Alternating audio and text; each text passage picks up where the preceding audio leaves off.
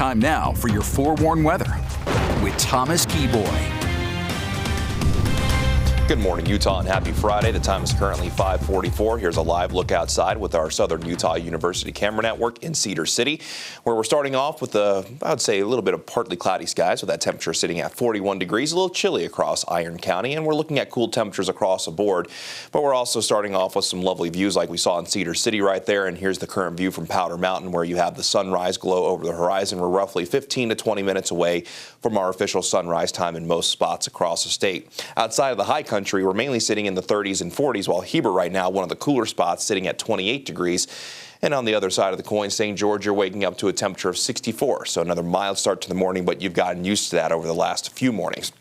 On the satellite and radar, there is a little bit of cloud coverage that's working its way through mainly the central portion of the state, but the things that we're watching for here are a low pressure that's approaching from California. That's going to be moving in later today. This will help lead to a chance for a few showers and thunderstorms. Meanwhile, the main system is coming in from the northwest. Right now, a cold front is approaching Seattle and Portland, and by tonight into tomorrow, that front's going to work its way through our neighborhood. So while things are quiet out there now, we will see changes as we go through today, and you'll actually see that represented on the out-the-door forecast on the Wasatch Front, where we start off mainly with mostly cloudy skies, mostly sunny skies, where you're probably going to want the sweater. Then the clouds will be increasing as we go from this afternoon into this evening, and by later this afternoon into tonight, the chance of wet weather will be increasing. Now by 5 o'clock, we could still be on the dry side of things, but that chance will only be ramping up as we go from this afternoon into tonight. As for your regional forecast, daytime highs across the state will come up a little bit compared to what we saw yesterday, and in northern Utah will be about 3 to 5 degrees below seasonal averages compared to the 5 to 15 degrees below average that we saw yesterday.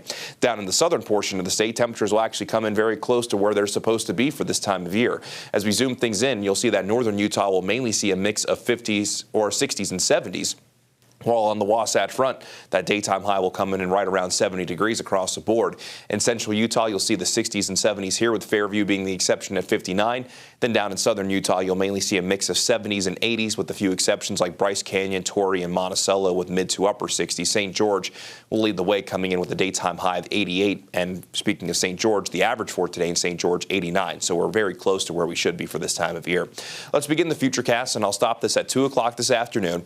And as we go into this afternoon, you can see a little bit more in the way of cloud coverage, especially for areas along and north of I-70, with the chance for a few spotty showers. Then that chance will be ramping up from this afternoon into tonight. By 10 o'clock, could even see showers and thunderstorms along the Wasatch Front. This particular forecast model is one of the faster ones, so it could actually come in that quickly, or it could be delayed a little bit depending on the timing of the system. Then as we begin our Saturday, scattered showers and thunderstorms across the northern half of the state will hold on to that chance more or less through the afternoon as the cold front moves through. And then by Saturday night and Sunday, that system moves away. High pressure builds in, and we should be looking at some lovely weather for our Sunday before we really start to crank up our temperatures going from Memorial Day into next week. As for today, for those showers and thunderstorms, that best chance will be kind of situated near the I-15 and I-70 interchange, stretching up to Castle Country, then potentially down into the northwestern portion of Washington County. Then for our Saturday, we'll have that general thunderstorm risk for areas along and north of the I-70 corridor. But as mentioned, as we turn the page from Memorial Day into next week, we'll be looking at some pretty mild temperatures, and across the western United States, a pretty good chance that we'll be looking at temperatures staying above our seasonal averages mainly through most of next week. In St. George, we'll be looking at daytime highs in the 80s the next few days, with potentially dropping into the mid-80s for our Saturday with partly cloudy skies. The chance of any wet weather down in St. George pretty low. Then as that high pressure builds in from the end of the Memorial Day weekend into next week, daytime highs will be climbing through the 90s under mostly sunny skies. Then on the Wasatch Front, we'll be looking at a chance for showers later on today into our Saturday. Daytime highs ranging in the upper 60s and low 70s through Sunday. And then by Memorial Day, we'll see a high near 80. Then daytime highs in the mid to upper 80s for both Tuesday and Wednesday.